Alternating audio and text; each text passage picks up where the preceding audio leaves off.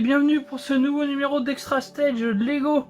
Donc on repart sur la Batmobile, la Stumbler, donc ça c'est la Batmobile qui est apparue dans la trilogie de Christopher Nolan. Donc c'est 3 Batman qui sont sortis, on va dire dans les années 2000, 2010, un truc dans ce genre. Et donc du coup c'est mes Batman préférés. Pas au niveau de la Batmobile, je préfère celle de Tim Burton. Mais cette Batmobile est un super modèle à construire en Lego. Elle fait 2049 pièces et c'est le modèle 76240. Vous pouvez la retrouver évidemment dans tous les stores habituels. Mais je ne suis pas là pour faire la promo de cette boîte. Enfin, je la fais indirectement puisque je vous en parle toutes les semaines, déjà depuis 11 semaines. Parce que nous sommes sur la 11e vidéo, donc ça fait déjà plus de 2 mois qu'on est là-dessus. Et ça va faire bientôt 3 mois. Et donc du coup, là, on va repartir pour finir le sachet numéro 5. Mais avant ceci, on va reparler du jeu de la semaine dernière. Alors c'est pareil, vous pouvez tenter de trouver le jeu de cette semaine qui va être très difficile à trouver. Alors là, je vous préviens, cette semaine, c'est un jeu qui est vraiment très difficile à trouver. Il est en rapport direct avec l'actualité et je ne pouvais pas m'empêcher de le mettre à tourner. Donc bonne chance pour y arriver. Donc alors... On va arrêter de parler du jeu de cette semaine, on va parler du jeu de la semaine dernière, c'était GTA Vice City, excusez-moi pour mon accent anglais. Donc du coup, c'est un jeu personnellement que je n'ai jamais fait parce que je n'ai jamais joué au GTA. Ça ne m'intéresse vraiment pas, mais celui-ci, vous pouvez voir qu'il est en très bon état. Il est vraiment nickel, donc... Alors je vous le montre comme ça, mais il est pas à vendre de toute façon. Mais je sais que les GTA ont vraiment une très grande notoriété auprès du grand public. C'est toujours des jeux qui se vendent énormément, ça se vend par palette tous les ans. Et ouais, moi, enfin, jouer des méchants, enfin, ça m'intéresse pas trop, mais bon, bref. Le jeu qui est diffusé en ce moment sur l'écran m'intéresse nettement plus. Alors là, pour le coup, ça fait 25 ans que j'y joue. Alors, on était rendu. On va reprendre la Batmobile. Et donc du coup sur les dernières vidéos, alors on avait fait ça là, c'est ce qu'on a depuis qu'on a commencé la Batmobile il y a de cela quelques semaines. Et donc du coup la semaine dernière, on a fait les supports des roues en fait. Les supports des roues avant, donc là on a l'emplacement pour la première roue et l'emplacement pour la deuxième roue. Et donc du coup on avait aussi bricolé des trucs par là. Donc on avait plutôt bien avancé. Là, la voiture commence à prendre vraiment de la place. Je suis obligé de la mettre sur le côté à chaque fois parce que sinon elle prend tout l'emplacement. Donc elle commence vraiment à prendre de la place. C'est vraiment une belle bête. Hein. Je fais plus de 2000 pièces. On est quand même sur un très gros modèle. Et donc du coup, hop, la notice qui ressemble à un dictionnaire mais en un peu plus cool. On retrouve Nami. Donc la navigatrice de l'équipage au chapeau de paille, qui est aussi un très bon manga que j'adore. Et vous le savez, et donc du coup on était rendu ici, donc là on venait de... Alors non, on venait pas, on s'était arrêté là-dessus. J'avais préparé les pièces et du coup on était rendu à l'emboîtage des trucs bidules et des machins chouettes. Donc on va continuer là-dessus tranquillement. Comme à chaque fois, de toute façon, je vais vous reparler de l'actualité récente. Et là, il y en a eu quand même pas mal, parce que bon, on était sur la fin du Summer Game Fest, et même mieux. Et même très mieux d'ailleurs. Puisque Square Enix ont pris la parole. Mais je vais pas commencer là-dessus, je vais pas vous parler de FF directement, parce que sinon vous allez vous enfuir. Alors là, du coup, on en prend 3 comme ça, qu'on empile. Les uns par-dessus les autres, hop, comme ceci. Mais c'est vrai que mine de, il fait quand même super chaud là. Là, je vais pas me plaindre parce qu'à la maison, il fait pas non plus des températures de ouf. Mais pour ceux qui sont en appartement, truc comme ça, je leur souhaite quand même bon courage parce que c'est vraiment pas évident. Pour avoir été longtemps en appartement où il faisait beaucoup trop chaud. Hop. Alors, on met ça comme ça. On prend ceci qu'on emboîte comme cela. Hop. Et ça ici. Donc ça fait un espèce de grappin. Et là du coup...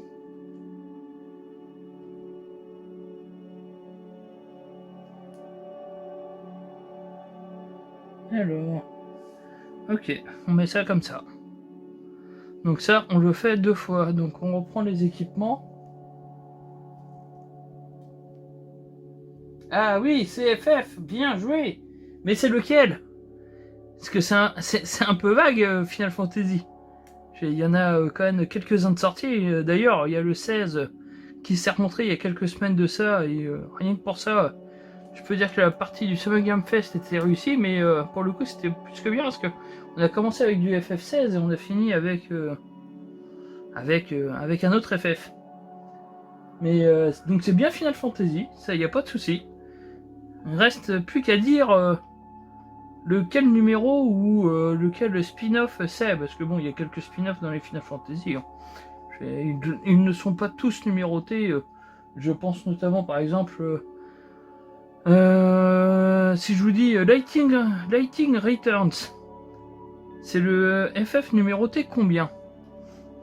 Si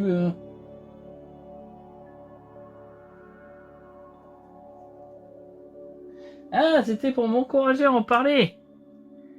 On va commencer là-dessus direct. Bah alors là, la vidéo elle est pas finie. Là, franchement, je vais vous dire, déjà initialement, je fais bah alors bon.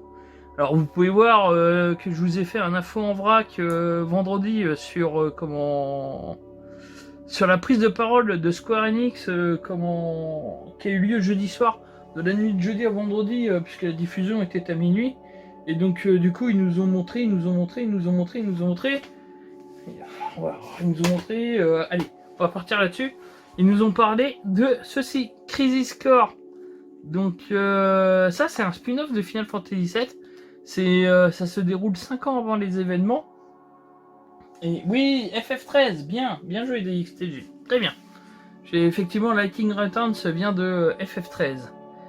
Et du coup pour Crisis Core, alors faut savoir que la conférence, la prise de parole de Square Enix c'était vraiment top. Alors là franchement moi j'étais aux anges, j'ai crié, j'étais content chez moi devant ma télé, enfin derrière ma télé, en train de regarder ça parce que du coup, moi j'ai personnellement pour Crisis Core j'avais pris la PSP édition limitée par rapport au jeu, donc limitée pour le 10e anniversaire. Et vous voyez là on fête les 25 ans du jeu. Et là, la PSP édition limitée, c'était pour les 10 ans. Ça fait 15 ans qu'elle est sortie, cette beauté de PSP avec le superbe logo. Encore une fois, qui a été repris, parce que là, vous voyez, il y avait Sephiroth, Zack et Cloud. Et donc, du coup, le nouveau logo, pour les 25 ans, en fait, c'est toujours les 3 là. Donc, c'est vraiment 3 persos qui sont ultra importants pour l'univers de FF7. Et donc du coup, Crisis Core, en fait, ça raconte ce qui s'est passé 5 ans avant les événements de Final Fantasy VII. Et du coup, on apprend que Zack, le héros de Crisis Core, était le propriétaire d'avant pour l'épée broyeuse, qu'il a récupéré lui-même d'un autre personnage que je vais pas dire le nom, pour éviter de trop spoiler l'histoire de Crisis Core, même si la fin, pour ceux qui ont fait FF7 premier du nom, savent très bien comment du coup le jeu Crisis Core se finit. Il n'y avait qu'une seule fin possible de toute façon. Et donc du coup, ce jeu, je trouve que c'était important pour Square Enix de le sortir. Parce que pendant le live, en fait, on a appris que celui-ci, Final Fantasy VII, remake Integrate à l'arrivée sur Steam, et était compatible au passage sur Steam Deck. Alors franchement, c'est ce que j'ai dit sur la vidéo d'hier. Mais rien que pour le fait de jouer à FF7 en version portable, le Steam Deck, je pourrais craquer pour ça. Mais bon, ça serait peut-être vraiment, un peu abusé. Mais du coup, en tout cas, Integrate arrive sur sur Steam. Donc, à la fin de la vidéo, en fait, ils nous ont montré la première bande-annonce pour la suite de Integrate. Et pour ceux qui ont fini FF7, en fait, alors là, ça va spoiler pendant 5 minutes. Donc si jamais vous êtes intéressé par par le scénario de FF7, je vous conseille de vraiment sauter 5 minutes et puis reprendre la vidéo après. Mais du coup vous voilà prévenu, donc spoil. Mais pour ceux qui ont fini le jeu, en fait, on voit des espèces de serpillières qui protègent en fait la ligne de conduite que doit être le jeu. Et en fait, c'est un peu comme si ça empêchait les développeurs de partir à gauche à droite. Et ces lignes, en fait, Sephiroth fait en sorte de les manipuler, enfin, de nous manipuler pour faire croire qu'il faut qu'on les combatte, alors qu'en fait, c'était elle qui protégeait le destin. Et donc du coup, on voit qu'à la fin du jeu, on aperçoit Zack vivant alors qu'il devrait être mort. Et donc du coup, si la suite du jeu, qui est Rebirth, donc Final Fantasy VII Rebirth, et bah si ils gardent s'ils gardent leur ligne de conduite en fait, et ben on risque de recroiser Zack à un moment ou à un autre, parce que du coup on a changé les événements. Et parce qu'on le voit Zack dans le jeu, mais brièvement, on sait pas qui c'est, on sait pas à quoi il correspond. Et donc du coup, je trouvais ça plutôt pas mal de mettre Crisis Core avant la sortie de Rebirth, pour pouvoir permettre aux personnes qui ne connaissaient pas le personnage de connaître justement cet individu et quelle importance il a pour... Ah bah oui, mais là, il y avait peu de chances que je continue les Lego en parlant de FF7. Hein. Là, Et donc du coup, pour connaître l'importance de Zack, et bah, je trouvais ça quand même important que de revoir Crisis Core sur le devant de la scène. Et moi déjà, enfin je suis pas trop remaster, j'aime bien les remakes pour certains jeux quand ça fait longtemps qu'ils sont sortis. Mais les remasters, je suis un peu moins fan, mais on avait eu droit à un remaster de Final Fantasy Type 0 en version HD. Je suis au début de l'ère de la PS4, enfin au début de l'ère de la PS4. Il était sorti en 2015, je dirais, puisqu'il était sorti pour patienter avec FF15. Et c'est un remaster plutôt feignant où les cinématiques elles étaient vraiment pas belles, mais le jeu était plutôt intéressant parce qu'en plus il était jamais sorti chez nous, donc du coup ça faisait l'occasion de le voir. Mais pour le coup, Crisis Core profite d'un meilleur portage. De ce qu'on a pu voir, les premières images, c'est plutôt sympa comment ça a l'air d'être. Alors je pense que la version Switch sera la version la plus intéressante à faire si elle n'est pas en cloud gaming évidemment, parce que si c'est une version cloud gaming à la Kingdom Hearts 3, non merci. Et de toute façon là il faut des connexions internet de fou et tout, donc c'est pas trop intéressant pour moi en tout cas. Mais donc du coup je trouvais ça vraiment important que Crisis Core arrive avant Rebirth. Là on va perdre notre platin avec les noms.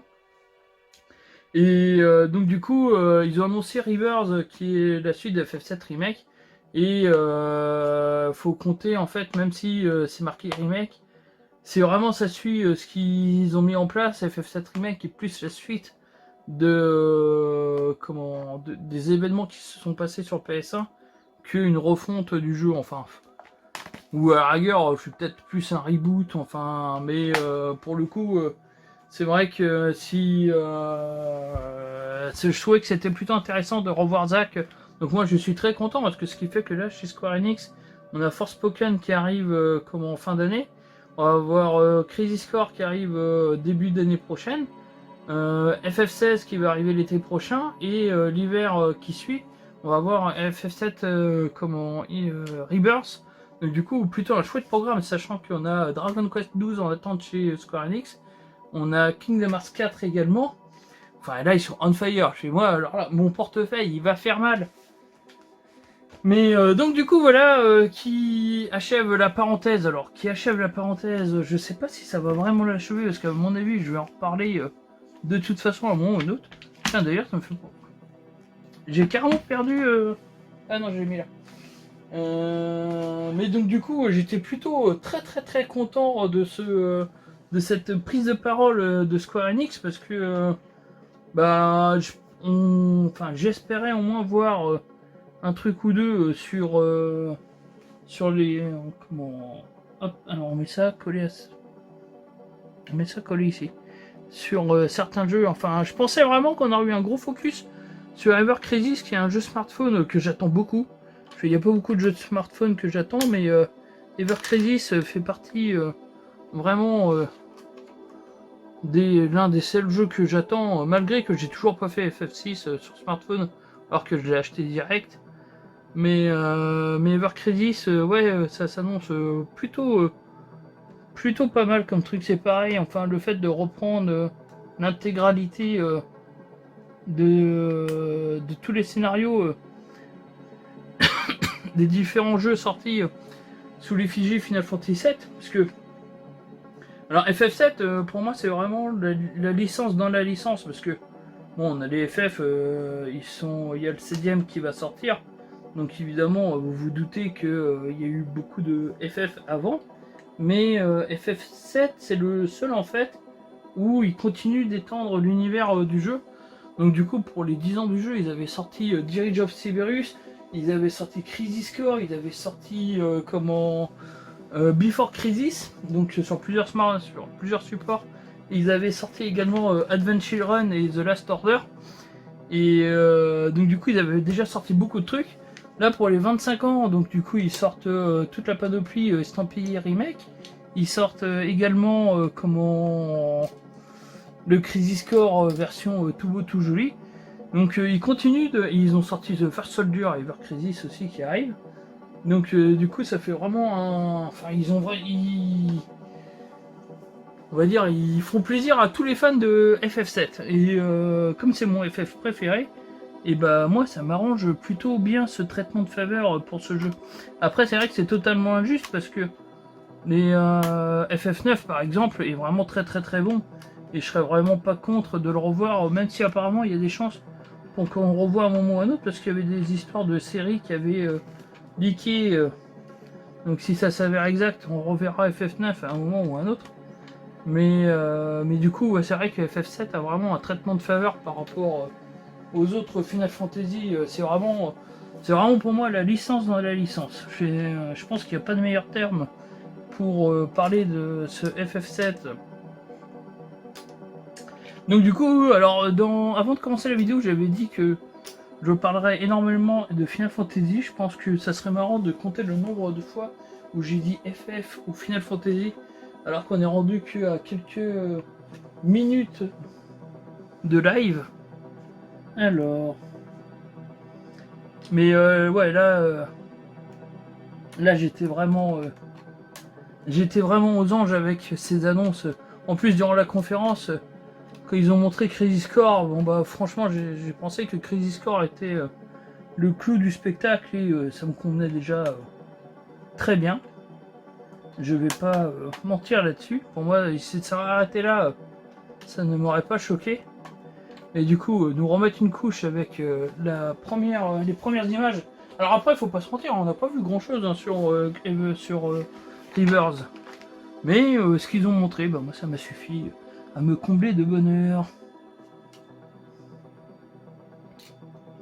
Ah, dès que je me lance sur le sujet FF, je suis incontrôlable.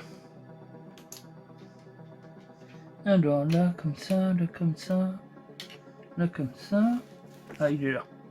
Alors aujourd'hui normalement ça va être une petite vidéo parce que vous voyez qu'il n'y a pas beaucoup de pièces. Hein.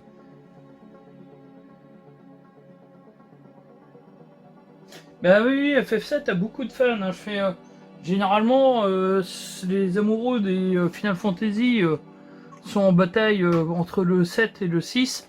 À savoir, il y en a beaucoup qui pensent que, qui pensent à juste titre. Hein. Moi personnellement, je dis juste que FF7 est mon FF préféré. Mais il y a plein de personnes qui trouvent que c'est FF6 qui est meilleur. Et s'ils veulent, alors moi après tout je m'en fous un peu. Mais c'est vrai que les FF6 et FF7 ont vraiment une très très grosse cote au niveau des joueurs, c'est quand même impressionnant.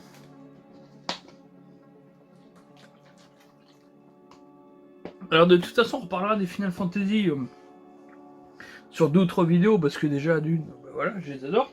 Mais de toute façon il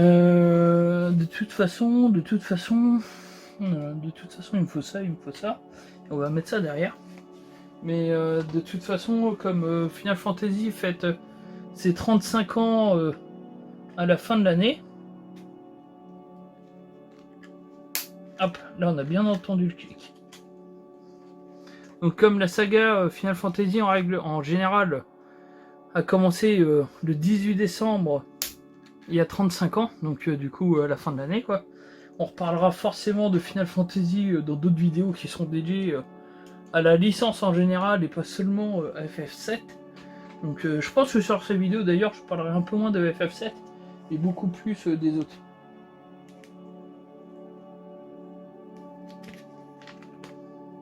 Bah disons que d'ailleurs ça me fait poser une autre question. Mais disons que FF7 a alors déjà a eu le mérite d'avoir une traduction française parce que c'est le premier Final Fantasy à avoir été traduit en France. Alors, est-ce que la roue a un sens? Oui, comme ça, ok, d'accord. C'est le premier Final Fantasy à avoir été traduit en France, mais s'il est arrivé chez nous, c'est grâce aux efforts non pas de Square Enix mais de Sony, qui croyait dur comme fer que ça pouvait intéresser les joueurs. Alors, je vois pas la différence. Ils me mettent une croix ici.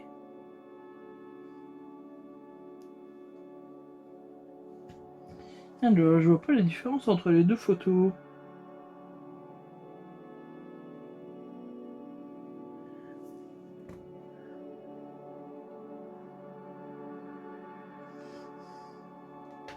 Bon, on va bien voir.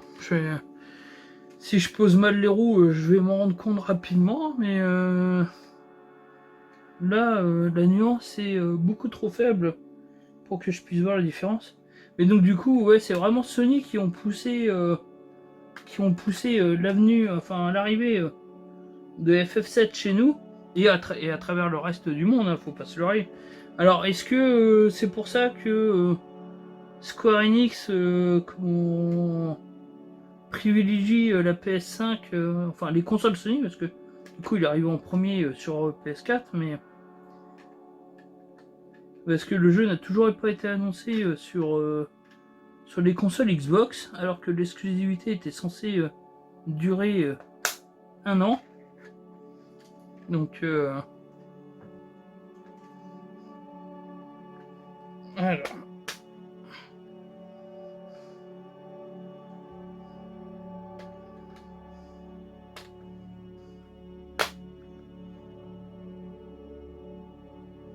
Ah oui d'accord, il y a un.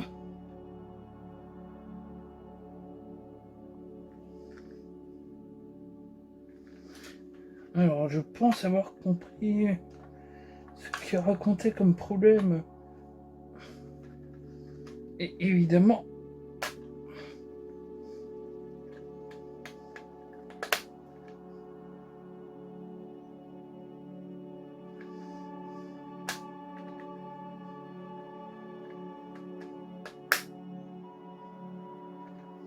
D'accord. Là, je suis en train de m'amuser à remboîter les roues. Voilà, d'accord. Ok, d'accord.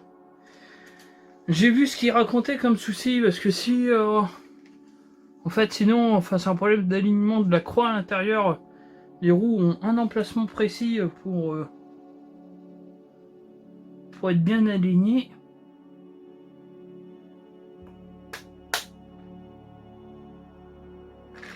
Ok, d'accord. Donc là... Et donc du coup, alors...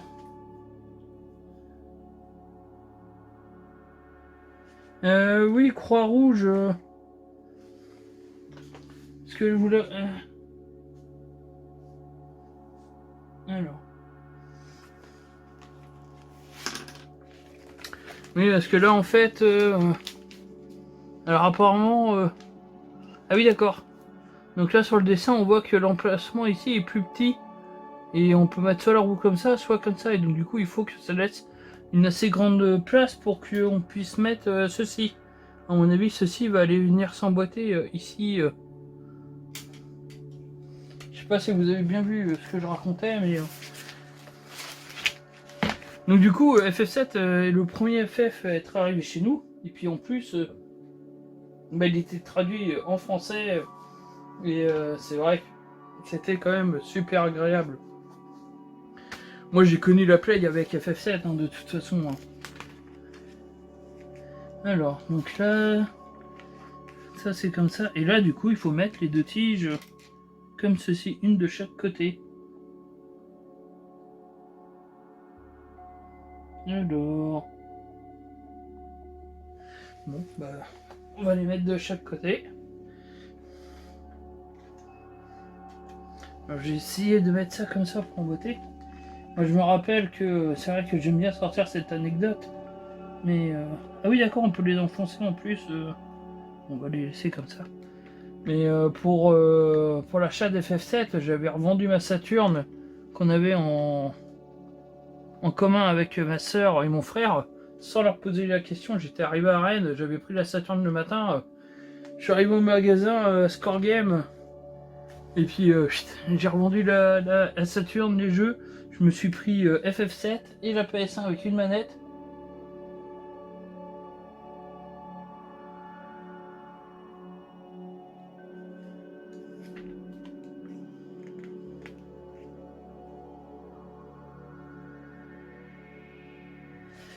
Bah ouais, horreur, mais bon, c'est vrai que... Enfin, après, mes consoles d'époque, j'en ai plus aucune parce que je les achetais, enfin, je les revendais toutes au fur et à mesure pour acheter les nouvelles consoles. Et du coup, alors là, il m'en faut 18. 1, 2, 3, 4, 5, 6, 7, 8, 9, 10, 11, 12, 13, 18. Ah, ils sont tous là. Et du coup, bah, fallait bien financer les nouvelles consoles parce que bon, ça coûtait cher et puis j'avais pas forcément l'argent. Mais c'est vrai qu'en y repensant, je trouve ça tellement dommage d'avoir vendu notamment ma Mega Drive avec tous les jeux que j'avais dessus, enfin. Mais bon, je regrette oui et non parce que sinon j'aurais pas pu acheter les nouvelles consoles et j'aurais pas pu suivre l'évolution du jeu vidéo. Donc bon, c'est pareil, hein, on fait alors. Alors du coup on est censé mettre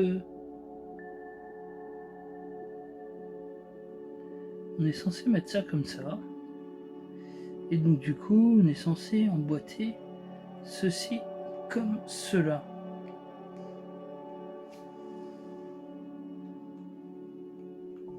Voilà. Je suis pas trop fan quand il y a 3-4 morceaux emboîtés.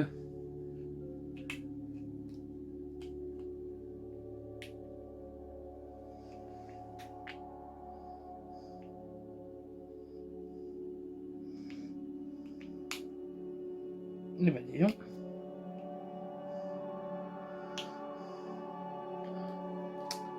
Je sais pas si je vais réussir à faire ce que je veux là.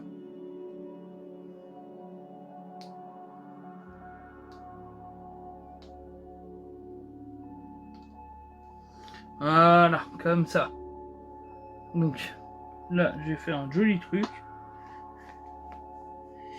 Et là, du coup, maintenant que j'ai emboîté ça comme ça, il faut que je remette encore 3 du coup sur les espaces qui n'étaient pas utilisés.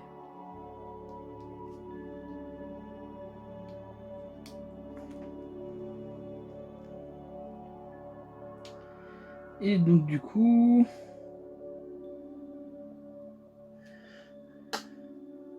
on va faire le deuxième comme ça. Et du coup, c'est quoi votre FF préféré à vous sur le chat?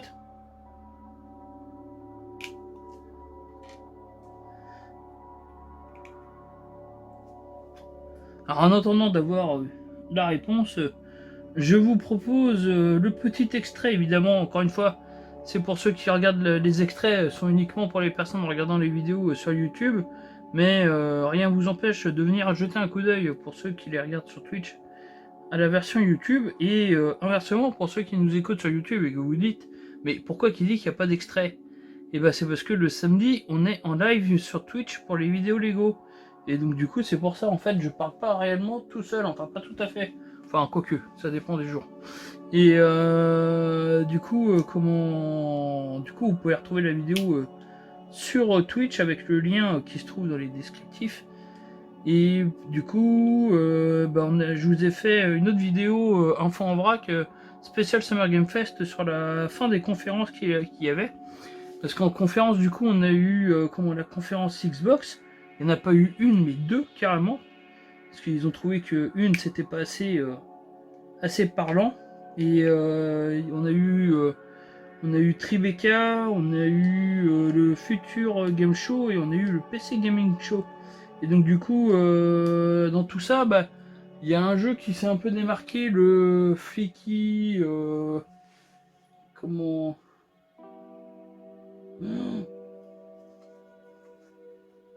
Mais c'est pas possible. Mais elle est horrible cette phrase. Alors pour ceux qui sont sur YouTube, évidemment, on vient de me dire en commentaire qu'on n'accroche pas plus à Final Fantasy qu'à Sonic. Moi qui adore Sonic. Enfin, voilà. Plucky the Square. Alors franchement, Plucky the Square, il a l'air d'être franchement génial. Mais par contre, j'arrive vraiment pas à retenir le nom. Je crois que celui-ci, il va falloir que je trouve un petit nom accrocheur, parce que son nom officiel, je vais jamais y arriver. Mais donc du coup, oui, c'est Plucky the Square qui a l'air d'être vraiment très bien.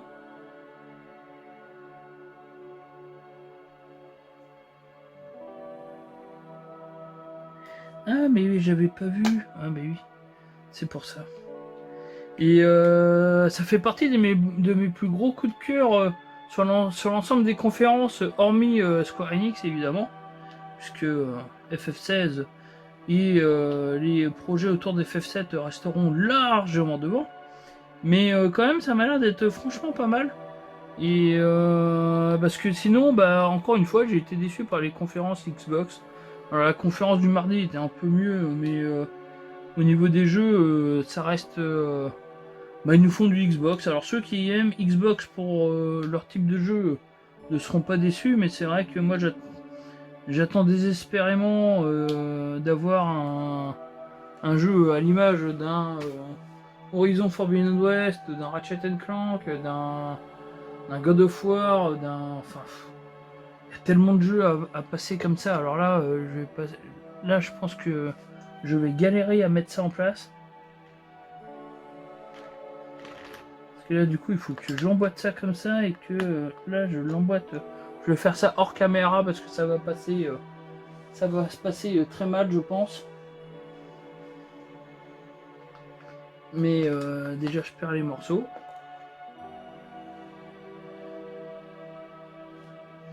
C'est déjà bien. Ah, je suis sûr que le premier est très... Mais du coup, oui, on a eu du Forza. Alors le Forza promet d'être ultra magnifique. Là, c'est un Motorsport. C'est pas un nouveau Horizon. Donc ça promet d'être top ici. Oh bah dis donc, j'ai été mauvaise langue. Ça s'est emboîté tout seul. Mais voilà, je suis hormis le Horizon, le Motorsport, pas de nouveaux, enfin pas de nouvelles, de plein de jeux. Alors ils se concentraient sur les jeux qui allaient sortir sur la prochaine année.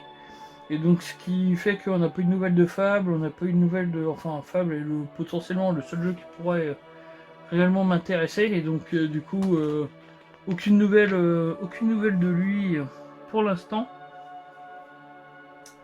Donc c'est plutôt dommage. Puis surtout que enfin quand un studio rachète je trouve autant de développeurs à un moment faut proposer du concret et les jeux ils arrivent, je sais que les jeux ils arrivent pas que les jeux ça se développe pas en 2 minutes quoi.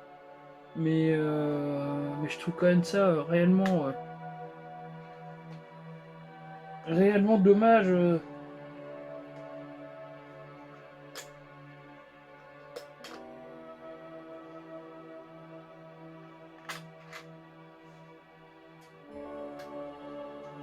Alors. Par contre, pour emboîter la deuxième roue, ça va être plus compliqué apparemment.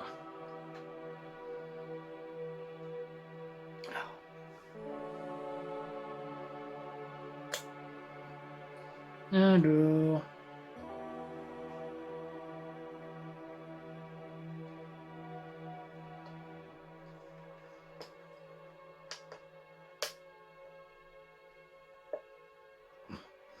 Alors je pense que je suis sur l'étape la plus galère du montage, parce qu'en plus, à longue d'appuyer sur les pneus, j'enlève les pneus des jantes, évidemment. Je sais pas si ça serait mieux de monter les pneus après. Malgré que dans la vraie vie, on ne s'amuse pas à monter les pneus une fois qu'ils sont sur la voiture, parce que ça serait quand même beaucoup plus galère. Ah, allez, il est passé. Là, le premier. C'est beau, hein. Là, ça prend de la largeur. Hein. Là, et on va essayer de mettre le deuxième. Et du coup, vous, sur l'ensemble des annonces qui a eu lieu pendant ce Summer Game Fest qui remplaçait notre E3 habituel, est-ce que vous avez retenu une annonce qui vous a un peu plus emballé qu'une autre? Ou est-ce que justement il y a des jeux qui ont brillé par leur absence? Alors sachant qu'en jeu qui brillent par leur absence, je pense que la Palme d'Or revient. Alors même si Ubisoft n'a pas pris la parole de toute façon cette année, ils la prendront sans doute plus tard lors d'un Ubisoft Connect. Mais je pense que la Palme d'Or du jeu absent, c'est indéniablement Beyond Good and the Evil, qui était une fois encore pas là. Mais lui, à la rigueur, ça serait plus même... oh, dis donc, ça fait de... Je pensais pas que ça donnerait de l'élasticité comme ça. C'est marrant, ça.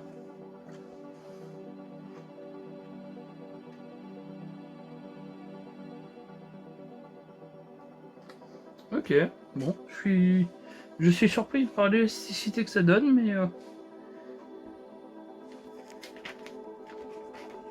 Alors, donc du coup, là, on a mis les roues. Et du coup, on va mettre les roues à l'avant. Et ça sera déjà à la fin de la vidéo. Alors... ça sera la fin du 5e sachet. J'ai perdu mes roues avant. Non, il n'y a pas eu d'annonce Ubisoft. Hein. En tout cas, j'en ai pas vu passer. Non, Ubisoft n'était pas présent, mais justement, enfin, ils n'étaient pas présents. Et du coup, BGE était encore une nouvelle fois absent. Et c'est ça que je regarde quand même, parce que c'était franchement un jeu que j'attendais, que j'attends beaucoup d'ailleurs. Mais là, ça commence à être long. Parce que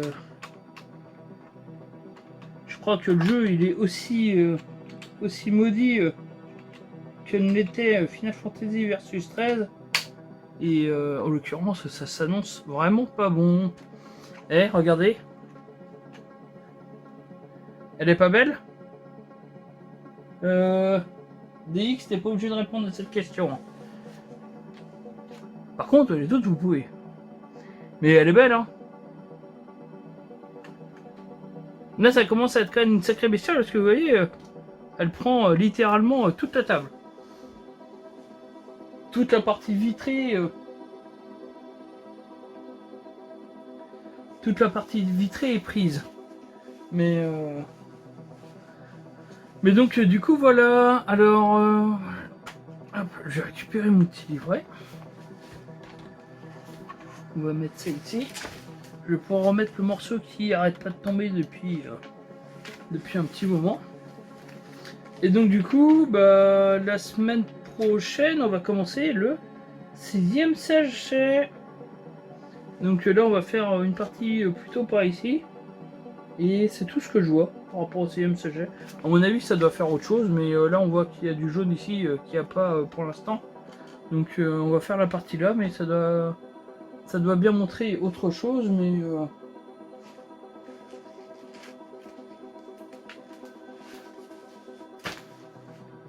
mais donc du coup c'est plutôt pas mal. Alors qui on va mettre aujourd'hui? On va mettre Francky. Alors, voilà, mon ami laisse sa place pour Francky. Hop.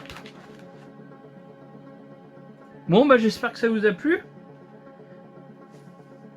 Alors comme à chaque fois, de toute façon vous pouvez me retrouver sur différents réseaux sociaux, que ce soit Facebook, Twitter, Instagram. Tous les liens sont dans les descriptifs. Vous pouvez me rejoindre sur YouTube pour toutes les vidéos. Il n'y aura pas de vidéo demain. Demain, je vous laisse tranquille. Et la prochaine vidéo, ça sera mardi pour la version YouTube de la vidéo d'aujourd'hui. Donc du coup avec les extraits de Final Fantasy VII et les extraits de Crisis Core Final Fantasy VII et les extraits de Final Fantasy VII Rebirth et les extraits de l'info en vrac Xbox. Et et donc du coup pour ceux qui me regardent sur YouTube, n'hésitez vraiment pas à venir nous rejoindre sur Twitch le samedi soir pour la vidéo Lego si vous voulez participer, poser des questions, me poser des questions sur le jeu vidéo, sur ce que je regarde, tout comme ça. N'hésitez pas, je suis à passer nous voir. Je serai très content de vous répondre à vos questions si elles sont intéressantes. Parce que bon, si ça parle de politique par exemple, j'aimerais moins répondre, ou si ça parle de cuisine, moi qui adore cuisiner, évidemment ça m'intéresserait nettement moins de vous répondre à ces différentes questions. Merci de m'avoir regardé. Comme à chaque fois, n'hésitez pas à partager un maximum. Et on se retrouve très vite.